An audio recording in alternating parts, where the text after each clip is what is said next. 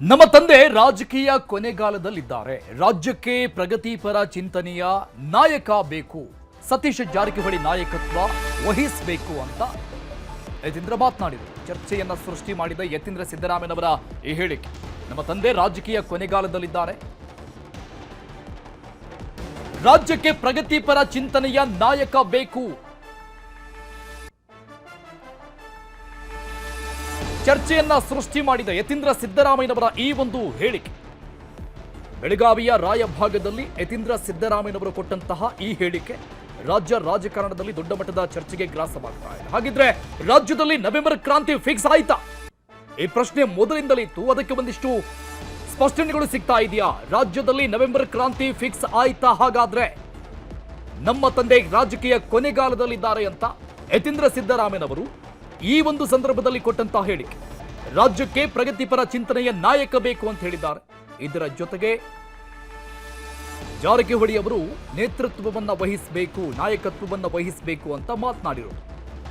ಯತೀಂದ್ರ ಸಿದ್ದರಾಮಯ್ಯನವರ ಈ ಒಂದು ಹೇಳಿಕೆ ಸಹಜವಾಗಿ ಈ ಒಂದು ಸಂದರ್ಭದಲ್ಲಿ ಚರ್ಚೆಗೆ ಗ್ರಾಸವಾಗ್ತಾ ಇದೆ, ಚರ್ಚೆಯನ್ನ ಸೃಷ್ಟಿ ಮಾಡ್ತಾ ಇದೆ ರಾಜ್ಯ ರಾಜಕಾರಣದಲ್ಲಿ. ಹಾಗಾದ್ರೆ ನವೆಂಬರ್ ಕ್ರಾಂತಿ ಅಂತ ಏನು ಹೇಳಲಾಗ್ತಾ ಇತ್ತು, ಅದು ಫಿಕ್ಸ್ ಆಯ್ತಾ? ಟೈಮ್ ಹತ್ತಿರಕ್ಕೆ ಬಂತ? ಇನ್ನೊಂದು ವಾರಗಳ ಕಾಲ ಮಾತ್ರ ಬಾಕಿ ಇರುವಂತದ್ದು ನವೆಂಬರ್ ಬರೋದಕ್ಕೆ. ಆ ಒಂದು ಸಂದರ್ಭದಲ್ಲಿನೇ ಯತೀಂದ್ರ ಸಿದ್ದರಾಮಯ್ಯನವರು ಕೊಟ್ಟಂತಹ ಈ ಹೇಳಿಕೆ ಸಿಎಂ ಸಿದ್ದರಾಮಯ್ಯನವರ ರಾಜಕೀಯ ವಿಚಾರಕ್ಕೆ ಸಂಬಂಧಪಟ್ಟಂಗೆ ಬಹಳಷ್ಟು ಚರ್ಚೆಗೆ ಕಾರಣವಾಗ್ತಾ ಇದೆ. ಸಿದ್ದರಾಮಯ್ಯ ಬಿಟ್ರೆ ಸತೀಶನ್ನ ಪ್ರಗತಿಪರ ನಾಯಕ ರಾಜ್ಯದಲ್ಲಿ ಸತೀಶ್ ಜಾರಕಿಹೊಳಿ ಜವಾಬ್ದಾರಿ ವಹಿಸಿಕೊಳ್ತಾರೆ ಅಂತ ಯತೀಂದ್ರ ಸಿದ್ದರಾಮಯ್ಯ ಹೇಳಿಕೆ ಕೊಟ್ಟಿರು.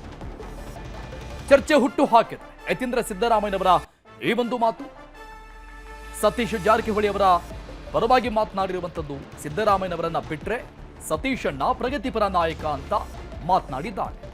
ಸತೀಶ್ ಜಾರಕಿಹೊಳಿ ಜವಾಬ್ದಾರಿ ವಹಿಸಿಕೊಳ್ತಾರೆ ಅನ್ನುವಂತ ಹೇಳಿಕೆ ಕೊಟ್ಟಿದ್ದಾರೆ. ಒಂದು ಕಡೆ ಡಿಸಿಎಂ ಡಿಕೆ ಶಿವಕುಮಾರ್ ಅವರು ಸಂಕಲ್ಪ ಪೂಜೆ ಮತ್ತೊಂದು ಇತ್ಯಾದಿಗಳು ನಡೀತಾ ಇದ್ರೆ, ಬೆಳಗಾವಿಯಲ್ಲಿ ಕೊಟ್ಟಂತಹ ಯತೀಂದ್ರ ಸಿದ್ದರಾಮಯ್ಯನವರ ಈ ಒಂದು ಹೇಳಿಕೆ ಸಹಜವಾಗಿ ದೊಡ್ಡ ಮಟ್ಟದ ಚರ್ಚೆಗೆ ಕಾರಣವಾಗ್ತಾ ಇದೆ. ಸತೀಶ್ ಜಾರಕಿಹೊಳಿ ಅವರು ನಾಯಕತ್ವವನ್ನ ವಹಿಸಿಕೊಳ್ತಾರೆ ಅಂತ ಹೇಳಿದ್ದಾರೆ. ರಾಜ್ಯದಲ್ಲಿ ನವೆಂಬರ್ ಕ್ರಾಂತಿ ಹಾಗಾದ್ರೆ ಫಿಕ್ಸ್ ಆಯ್ತಾ? ವಿಪಕ್ಷ ನಾಯಕರು ಇಲ್ಲಿವರೆಗೂ ಕೊಡ್ತಾ ಇದ್ದಂತಹ ಹೇಳಿಕೆಗಳು, ಪವರ್ ಶೇರಿಂಗ್ ವಿಚಾರ, ಅದೆಲ್ಲವೂ ಕೂಡ ನಿಜಾನ? ಕೆಲವೇ ದಿನಗಳು ಮಾತ್ರ ಬಾಕಿ ಇದೆ, 7-8 ದಿನಗಳು ಮಾತ್ರ ಬಾಕಿ ಇರುವಂತದ್ದು ನವೆಂಬರ್ಗೆ. ಈ ಒಂದು ಸಂದರ್ಭದಲ್ಲಿ ಯತೀಂದ್ರ ಸಿದ್ದರಾಮಯ್ಯನವರು ಈ ರೀತಿಯಾಗಿ ಮಾತನಾಡಿರುವಂಥದ್ದು ಸಹಜವಾಗಿ ರಾಜ್ಯ ರಾಜಕಾರಣದಲ್ಲಿ ಚರ್ಚೆಗೆ ಗ್ರಾಸವಾಗುತ್ತೆ. ನವೆಂಬರ್ ಕ್ರಾಂತಿ ಫಿಕ್ಸಾ ಅನ್ನುವ ಎಲ್ಲ ಪ್ರಶ್ನೆಗಳಿಗೆ ಸಂಪುಟ ರೀಶಫಲ್ಲ, ಪವರ್ ಶೇರಿಂಗ, ಏನಾಗುತ್ತೆ ರಾಜ್ಯ ರಾಜಕಾರಣದಲ್ಲಿ ನವೆಂಬರ್ವರೆಗೂ ಕಾದ್ ನೋಡಿ ಅನ್ನುವಂಥ ಅನೇಕ ಹೇಳಿಕೆಗಳು, ಚರ್ಚೆಗಳು ಎಲ್ಲವೂ ಕೂಡ ಆಗ್ತಾ ಇತ್ತು. ಈಗ ಯತೀಂದ್ರ ಸಿದ್ದರಾಮಯ್ಯನವರೇ ಖುದ್ದಾಗಿ ಮಾತನಾಡಿರುವಂಥದ್ದು, ನಮ್ಮ ತಂದೆ ಅಂದ್ರೆ ಸಿದ್ದರಾಮಯ್ಯನವರು ರಾಜಕೀಯ ಕೊನೆಗಾಲದಲ್ಲಿದ್ದಾರೆ, ಸದೃಢ ನಾಯಕನ ಅವಶ್ಯಕತೆ ಇದೆ, ಅದು ಸತೀಶ್ ಜಾರಕಿಹೊಳಿ ಅವರು ನಾಯಕತ್ವವನ್ನ ವಹಿಸಿಕೊಳ್ಳಬೇಕು, ಅವರೇ ಪ್ರಗತಿಪರ ನಾಯಕ ಅಂತ ಹೇಳಿಕೆಯನ್ನ ಕೊಡುವ ಮೂಲಕವಾಗಿ ರಾಜಕಾರಣದಲ್ಲಿ ಮತ್ತೊಂದು ಸಂಚಲನಕ್ಕೆ ಕಾರಣವಾಗಿದೆ. ಅಂದ್ರೆ ಇಲ್ಲಿವರೆಗೂ ಇದ್ದಂತಹ ಎಲ್ಲ ಪ್ರಶ್ನೆಗಳಿಗೆ ಒಂದು ರೀತಿಯಾದಂತಹ ಪರೋಕ್ಷ ಸ್ಪಷ್ಟನೆಯನ್ನ ಯತೀಂದ್ರ ಸಿದ್ದರಾಮಯ್ಯನವರು ಕೊಟ್ರ. ಹಾಗಾದ್ರೆ ನವೆಂಬರ್ ಕ್ರಾಂತಿ ಎಲ್ಲವೂ ಕೂಡ ಸ್ಪಷ್ಟವಾಗ್ತಾ ಇದೆಯಾ? ಕೆಲವೇ ದಿನಗಳಲ್ಲಿ ರಾಜ್ಯ ರಾಜಕಾರಣದಲ್ಲಿ ಅತಿ ದೊಡ್ಡ ಬೆಳವಣಿಗೆ ನಡೆಯೋದು, ಸಂಭವಿಸೋದು ಫಿಕ್ಸ್. ಮತ್ತೊಂದು ಕಡೆ ನೋಡ್ತಾ ಇದ್ದೀವಿ, ಸಿಎಂ ಸ್ಥಾನಕ್ಕಾಗಿ ಡಿಕೆ ಶಿವಕುಮಾರ್ ಅವರ ಕಡೆಯಿಂದ ಮಂತ್ರಾಲಯದಲ್ಲಿ ಸಂಕಲ್ಪ, ಮನೋವಾಂಚಲ್ಯ ಸಿದ್ಧಿ ಸಂಕಲ್ಪ ನಡೆದಿರೋದು. ಡಿಸಿಎಂ ಡಿಕೆ ಶಿವಕುಮಾರ್ ಅವರ ಕಡೆಯಿಂದ ಅವರ ಕುಟುಂಬಸ್ಥರೆಲ್ಲರೂ ಕೂಡ ಪಾಲ್ಗೊಂಡಿದ್ರು. ವರ್ಷಕ್ಕೆ 2 ಬಾರಿ ಮಾತ್ರ ನೆರವೇರುವಂತಹ ಈ ಸುದಿನ ಅಲ್ಲಿ ಮೂಲ ರಾಮನಿಗೆ ಅಭಿಷೇಕವನ್ನು ನೆರವೇರಿಸಲಾಗುತ್ತೆ ಸುಬುಧೇಂದ್ರ ತೀರ್ಥ ಸ್ವಾಮೀಜಿಗಳ ಕಡೆಯಿಂದ. ಅಲ್ಲಿನ ಅರ್ಚಕರು, ಪ್ರಧಾನ ಅರ್ಚಕರು ಶಿವಾಚಾರ್ಯ ಅವರು ಮಾತನಾಡ್ತಾ ಇದ್ರು. ಡಿಸಿಎಂ ಡಿಕೆ ಶಿವಕುಮಾರ್ ಅವರ ಮನಸ್ಸಲ್ಲಿ ಸಿಎಂ ಆಗುವಂತಹ ಆಸೆ ಇದೆ, ಅದೇ ಸಂಕಲ್ಪವನ್ನ ಮಾಡಿಕೊಂಡಿದ್ದಾರೆ ಅಂತ ಮಾತನಾಡಿದ್ರು. ಮತ್ತೊಂದು ಕಡೆ ಯತೀಂದ್ರ ಸಿದ್ದರಾಮಯ್ಯನವರ ಈ ಹೇಳಿಕೆ ದೊಡ್ಡ ಮಟ್ಟದಲ್ಲಿ ಚರ್ಚೆಗೆ ಕಾರಣವಾಗ್ತದೆ.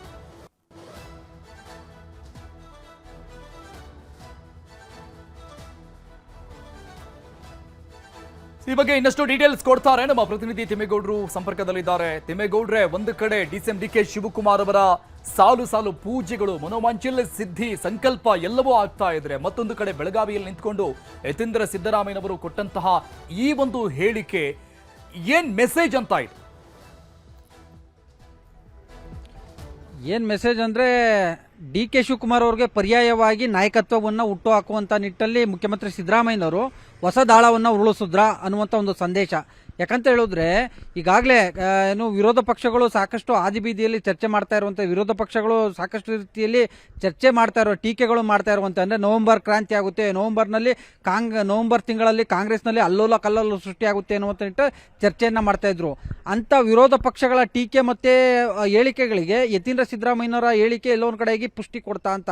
ಯಾಕಂತ ಹೇಳಿದ್ರೆ ನವೆಂಬರ್ ತಿಂಗಳು ಸಮೀಪಿಸ್ತಾ ಇದೆ. ಈ ಹಿನ್ನೆಲೆಯಲ್ಲಿ 2.5 ವರ್ಷದ ಬಳಿಕ ಮುಖ್ಯಮಂತ್ರಿ ಹುದ್ದೆಗೆ ಏರ್ಬೇಕು ಅನ್ನುವಂತ ನಿಟ್ಟಿನಲ್ಲಿಯೇ ಉಪಮುಖ್ಯಮಂತ್ರಿಯೂ ಆಗಿರ್ತಕ್ಕಂಥ ಕೆಪಿಸಿಸಿ ಅಧ್ಯಕ್ಷ ಡಿ ಕೆ ಶಿವಕುಮಾರ್ ಅವರು ಒಂದ್ ಕಡೆಗೆ ಮಠಮಾನ್ಯಗಳು, ಮತ್ತೊಂದು ಕಡೆಯಾಗಿ ಟೆಂಪಲ್ ರನ್ ಅನ್ನು ಮಾಡ್ತಾ ಇದ್ದಾರೆ. ಇವತ್ತು ಕೂಡ ರಾಯರ ಸನ್ನಿಧಿ ಮಂತ್ರಾಲಯಕ್ಕೆ ತೆರಳಿ ಇವತ್ತು ಅಲ್ಲಿ ಒಂದು ಸಂಕಲ್ಪವನ್ನು ಕೂಡ ಮಾಡಿದ್ದಾರೆ. ಒಂದು, ಈ ಹಿಂದೆ ನಾನು ಪಕ್ಷ ಅಧಿಕಾರಕ್ಕೆ ಬರಬೇಕು ಅನ್ನುವಂಥ ನಿಟ್ಟಲ್ಲಿ ಸಂಕಲ್ಪವನ್ನು ಮಾಡಿದ್ದೆ, ಇವತ್ತು ಬೇರೆದೊಂದು ಸಂಕಲ್ಪವನ್ನು ಮಾಡಿದ್ದೀನಿ ಅನ್ನುವಂಥ ಮಾತನ್ನು ಹೇಳೋದ್ರ ಮುಖಾಂತರ ಮುಖ್ಯಮಂತ್ರಿ ಹುದ್ದೆಗೆ ಎಲ್ಲೋ ಒಂದು ಕಡೆಗೆ ನಾನು ಸಂಕಲ್ಪ ಮಾಡಿದ್ದೀನಿ ಅನ್ನುವಂಥ ಒಂದು ಸಂದೇಶವನ್ನು ಡಿ ಕೆ ಶಿವಕುಮಾರ್ ಅವರು ಕೊಟ್ಟಿದ್ರು. ಡಿ ಕೆ ಶಿವಕುಮಾರ್ ಅವರು ಸಂಕಲ್ಪ ಮಾಡಿದ ಕೆಲವೇ ಕ್ಷಣಗಳಲ್ಲಿ ಇತ್ತ ಸಿಎಂ ಸಿದ್ದರಾಮಯ್ಯನವರ ಬಣದಿಂದ ಒಂದು ರಾಜಕೀಯ ದಾಳ ಉರುಳಿರ್ತಕ್ಕಂಥದ್ದು. ಏನು, ಸಿದ್ದರಾಮಯ್ಯನವರು ರಾಜಕೀಯ ಜೀವನದ ಕೊನೆಯ ಘಟ್ಟದಲ್ಲಿದ್ದಾರೆ, ಸಿದ್ದರಾಮಯ್ಯನವರಂತೆ ಪ್ರಗತಿಪರವಾದಂಥ ವೈಚಾರಿಕವಾದಂಥ ಒಂದು ನಾಯಕತ್ವ ಬೇಕು, ಈ ರೀತಿಯಾದಂಥ ತತ್ವಬದ್ಧವಾದಂಥ ಒಂದು ನಾಯಕತ್ವ ಸತೀಶ್ ಜಾರಕಿಹೊಳಿ ಅವರಲ್ಲಿದೆ. ಸತೀಶ್ ಜಾರಕಿಹೊಳಿ ಅವರಂಥ ನಾಯಕತ್ವ ಬೇರೆಲ್ಲೂ ಕೂಡ, ಸತೀಶ್ ಜಾರಕಿಹೊಳಿ ಅವರಂಥ ನಾಯಕತ್ವ ಸಿಗುವುದು ಬಹಳ ಕಷ್ಟ ಅನ್ನುವಂಥ ಒಂದು ಮಾತನ್ನು ಹೇಳೋದ್ರ ಮುಖಾಂತರ ಆ ಒಂದು ಸಿದ್ದರಾಮಯ್ಯನವರ ನಂತರ ಸತೀಶ್ ಜಾರಕಿಹೊಳಿ ಅವರು ಆ ಒಂದು ವೈಚಾರಿಕವಾದಂಥ ಪ್ರಗತಿಪರವಾದಂಥ ಒಂದು ನಾಯಕತ್ವವನ್ನು ವಹಿಸಿಕೊಳ್ಳಲಿದ್ದಾರೆ. ಈ ಮೂಲಕವಾಗಿ ಕಾಂಗ್ರೆಸ್ ಪಕ್ಷದ ತತ್ವ ಸಿದ್ಧಾಂತಗಳ ಮೇಲೆ ನಂಬಿಕೆ ಇಟ್ಕೊಂಡಿರ್ತಕ್ಕಂಥ ರಾಜಕಾರಣಿಗಳನ್ನ ಮುನ್ನಡೆಸುವಂತ, ರಾಜಕಾರಣಿಗಳ ವಿಶ್ವಾಸ ಗಳಿಸುವಂತ ಒಂದು ಪ್ರಯತ್ನವನ್ನ ಸತೀಶ್ ಜಾರಕಿಹೊಳಿ ಅವರು ಮಾಡ್ತಾರೆ ಅನ್ನುವಂಥ ಒಂದು ಮಾತನ್ನ ಡಾಕ್ಟರ್ ಯತೀಂದ್ರ ಸಿದ್ದರಾಮಯ್ಯನವರು ಏನು ಕ್ರಾಂತಿವೀರ ಸಂಗೊಳ್ಳಿ ರಾಯಣ್ಣವರವರು ಹುತಾತ್ಮರಾದಂಥ ಬೆಳಗಾವಿ ಜಿಲ್ಲೆಯ ನೆಲದಲ್ಲೇ ಹುಟ್ಟಿ ಅದರಲ್ಲೂ ಕೂಡ ಸತೀಶ್ ಜಾರಕಿಹೊಳಿ ತವರ ನೆಲದಲ್ಲೇ ನಿಂತು ಅಂಥದ್ದೊಂದು ಸಂದೇಶವನ್ನ ಇವತ್ತು ರವಾನೆ ಮಾಡಿರ್ತಕ್ಕಂಥದ್ದು. ಈ ಮೂಲಕವಾಗಿ ಸಿಎಂ ಡಿ ಕೆ ಶಿವಕುಮಾರ್ ಅವರಿಗೆ ಪರ್ಯಾಯವಾಗಿ ಸತೀಶ್ ಜಾರಕಿಹೊಳಿ ಇದ್ದಾರೆ ಅನ್ನುವಂಥ ಒಂದು ಸಂದೇಶವನ್ನ ಅಂಥದ್ದೊಂದು ಮೆಸೇಜ್ ಅನ್ನ ಇವತ್ತು ಡಾಕ್ಟರ್ ಯತೀಂದ್ರ ಸಿದ್ದರಾಮಯ್ಯನವರು ಪಾಸ್ ಮಾಡೋದ್ರ ಮುಖಾಂತರ ಎಲ್ಲೊಂದು ಕಡೆಯಾಗಿ ಸಿಎಂ ಡಿ ಕೆ ಶಿವಕುಮಾರ್ ಅವ್ರಿಗೆ ಆ ಬಣಕ್ಕೆ, ಅಂದ್ರೆ ಡಿ ಕೆ ಶಿವಕುಮಾರ್ ಅವರ ಬಣಕ್ಕೆ ಒಂದು ರೀತಿ ಟಕ್ಕರನ್ನ ಕೊಟ್ರ ಅಂತ. ಮತ್ತೊಂದು ಕಡೆಯಾಗಿ ಒಂದೇ ಕಲ್ಲಲ್ಲಿ ಮೂರಕ್ಕೆ ಹೊಡೆಯುವಂತ ಒಂದು ಪ್ರಯತ್ನವನ್ನು ಕೂಡ ಮಾಡಿರ್ಬೋದು ಅನ್ನುವಂಥ ಒಂದು ರಾಜಕೀಯ ವಿಶ್ಲೇಷಣೆ ಕೂಡ ಕೇಳಿ ಬರ್ತಾ ಇದ್ದಾವೆ. ಯಾಕಂತ ಹೇಳಿದ್ರೆ ಇದು ರಾಜಕೀಯ ಧ್ರುವೀಕರಣದ ಹೊಸ್ತಿಲು ಅನ್ನುವಂಥ ನಿಟ್ಟಲ್ಲಿ ಚರ್ಚೆ ಆಗ್ತಾ ಇರ್ತಕ್ಕಂಥದ್ದು. ನಂಬರ್ 1, 2.5 ವರ್ಷದ ಬಳಿಕ ಮುಖ್ಯಮಂತ್ರಿ ಸಿದ್ದರಾಮಯ್ಯನವರು ರಾಜೀನಾಮೆಯನ್ನ ಕೊಡ್ತಾರೆ ಎನ್ನುವಂಥದ್ದು. ಮತ್ತೊಂದು ಕಡೆಯಾಗಿ ಉಪಮುಖ್ಯಮಂತ್ರಿಯೂ ಆಗಿರ್ತಕ್ಕಂಥ ಕೆಪಿಸಿಸಿ ಅಧ್ಯಕ್ಷ ಸಿಎಂ ಡಿ ಕೆ ಶಿವಕುಮಾರ್ ಅವರು ಮುಖ್ಯಮಂತ್ರಿ ಹುದ್ದೆಗೆ ಏರ್ತಾರೆ ನವೆಂಬರ್ ತಿಂಗಳಲ್ಲಿ ಎನ್ನುವಂಥ ಒಂದು ನಿಟ್ಟಲ್ಲಿ ಸಾಕಷ್ಟು ಚರ್ಚೆ ಆಗ್ತಾ ಇತ್ತು. ಸೊ ಹೀಗಾಗಿ ಅಂಥದ್ದೊಂದು ಇದಕ್ಕೆ ಅಂದ್ರೆ ಡಿ ಕೆ ಶಿವಕುಮಾರ್ ಅವರ ಬೆಂಬಲಿಗರ ಉತ್ಸಾಹ, ಮತ್ತೊಂದು ಕಡೆಯಾಗಿ ಅವರ ಒಂದು ಲಾಬಿಗೆ ಒಂದು ಬ್ರೇಕ್ ಹಾಕುವಂತ ಒಂದು ನಿಟ್ಟಲ್ಲಿ ಡಾಕ್ಟರ್ ಯತೀಂದ್ರ ಸಿದ್ದರಾಮಯ್ಯನವರು ಇಂಥದ್ದೊಂದು ಹೇಳಿಕೆಯನ್ನ ಕೊಟ್ರ ಅನ್ನುವಂಥದ್ದು. ಮತ್ತೊಂದು ಕಡೆಯಾಗಿ 2028ಕ್ಕೆ ಸತೀಶ್ ಜಾರಕಿಹೊಳಿ ಅವರು ಕೂಡ ಸಮರ್ಥ ಸಿಎಂ ಆಕಾಂಕ್ಷಿ ಎನ್ನುವಂಥ ಒಂದು ಸಂದೇಶವನ್ನು ಕೂಡ ಇಲ್ಲಿ ರವಾನೆ ಮಾಡಿರ್ತಕ್ಕಂಥದ್ದು. ಯಾಕಂತ ಹೇಳಿದ್ರೆ ನವೆಂಬರ್ ತಿಂಗಳಲ್ಲಿ ಯಾವ ಕ್ರಾಂತಿಯೂ ಆಗೋದಿಲ್ಲ. ಯಾಕಂದ್ರೆ ಈ ಹಿಂದೆಯೂ ಕೂಡ ಒಂದು ಮಾತನ್ನು ಹೇಳ್ತಾ ಇದ್ರು ಯತೀಂದ್ರ ಸಿದ್ದರಾಮಯ್ಯನವರು, 5 ವರ್ಷಗಳ ಕಾಲ ಮುಖ್ಯಮಂತ್ರಿ ಸಿದ್ದರಾಮಯ್ಯನವರೇ, ನಮ್ಮ ತಂದೆಯವರೇ ಅಧಿಕಾರವನ್ನ ಪೂರ್ಣಗೊಳಿಸ್ತಾರೆ, ಅಧಿಕಾರವನ್ನ ಪೂರೈಸ್ತಾರೆ ಅನ್ನುವಂಥ ಒಂದು ಮಾತನ್ನ ಹೇಳ್ತಾ ಇದ್ರು. ಇಂಥ ಒಂದು ಹೊತ್ತಲ್ಲಿ ಇದೀಗ ಏನು ಸಿದ್ದರಾಮಯ್ಯನವರ ಪರಮಾಪ್ತರು ಆಗಿರ್ತಕ್ಕಂಥ ಸತೀಶ್ ಜಾರಕಿಹೊಳಿ ಅವರವ್ರಿಗೆ ಅಹಿಂದ ನಾಯಕತ್ವ, ಅದರಲ್ಲೂ ಕೂಡ ವೈಚಾರಿಕವಾಗಿ ಪ್ರಗತಿಪರವಾದಂಥ ಒಂದು ನಾಯಕತ್ವವನ್ನು ವಹಿಸ್ಕೊಳ್ತಾರೆ. ಆ ಮೂಲಕವಾಗಿ ಕಾಂಗ್ರೆಸ್ ಪಕ್ಷದ ತತ್ವ ಸಿದ್ಧಾಂತಗಳ ಮೇಲೆ ನಂಬಿಕೆ ಇಟ್ಕೊಂಡಿರ್ತಕ್ಕಂಥ ರಾಜಕಾರಣಿಗಳನ್ನ ಮುನ್ನಡೆಸ್ತಾರೆ ಅನ್ನುವಂಥ ಒಂದು ಮಾತನ್ನು ಹೇಳಿರ್ತಕ್ಕಂಥದ್ದು.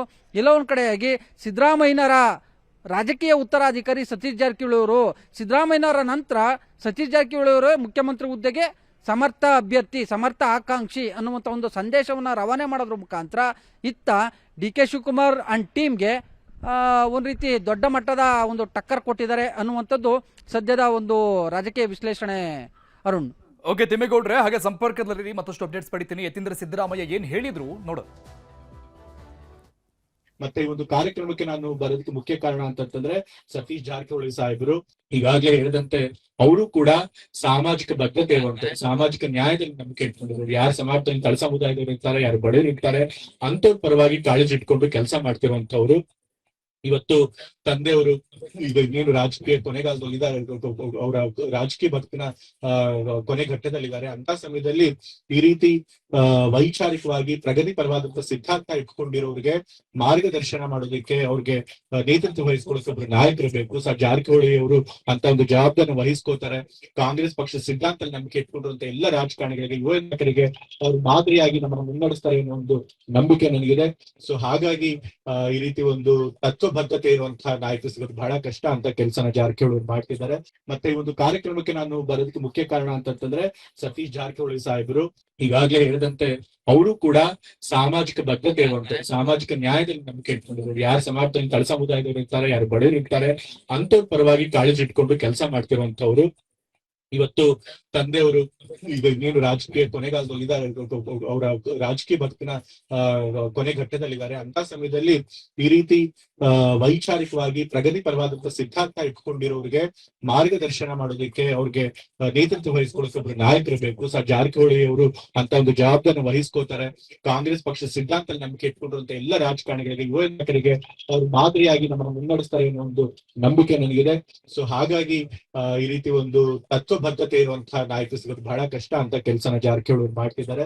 ಮತ್ತೆ ಈ ಒಂದು ಕಾರ್ಯಕ್ರಮಕ್ಕೆ ನಾನು ಬರೋದಕ್ಕೆ ಮುಖ್ಯ ಕಾರಣ ಅಂತಂದ್ರೆ ಇನ್ನಷ್ಟು ಡೀಟೇಲ್ಸ್ ಪಡೆಯೋಣ. ನಮ್ಮ ಪ್ರತಿನಿಧಿ ತಿಮ್ಮೇಗೌಡ ಮತ್ತೆ ಲೈವ್ ನಲ್ಲಿ ಜಾಯ್ನ್ ಆಗಿದ್ದಾರೆ. ತಿಮ್ಮೇಗೌಡ್ರೆ, ಯತೀಂದ್ರ ಸಿದ್ದರಾಮಯ್ಯವರು ಹೇಳಿದ್ದನ್ನ ಕೇಳಿಸ್ಕೊಳ್ತಾ ಇದ್ವಿ. ಸಿದ್ದರಾಮಯ್ಯನವರ ಉತ್ತರಾಧಿಕಾರಿ ಜಾರಕಿಹೊಳಿ ಅವರೇ, ಸತೀಶ್ ಅಣ್ಣನವರೇ ಅಂತ ಸ್ಪಷ್ಟವಾಗಿ ಹೇಳಿಬಿಟ್ಟಿದ್ದಾರೆ.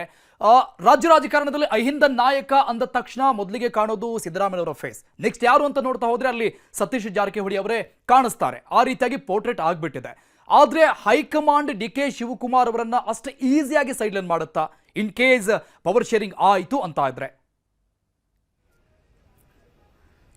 ಸಿದ್ದರಾಮಯ್ಯನವ್ರನ್ನ ಅಧಿಕಾರದಿಂದ ಕೆಳಗಿಳಿಸಿದ್ದೇ ಆಗಿದ್ದಲ್ಲಿ ಕಾಂಗ್ರೆಸ್ನಲ್ಲಿ ಒಂದು ದೊಡ್ಡ ಮಟ್ಟದ ಭಿನ್ನಮತ ಸ್ಫೋಟ ಆಗುತ್ತೆ ಅನ್ನುವಂಥ ಒಂದು ಸಂದೇಶವೂ ಕೂಡ ಇದರಲ್ಲಿ ಅಡಗಿದೆ ಅರುಣ್.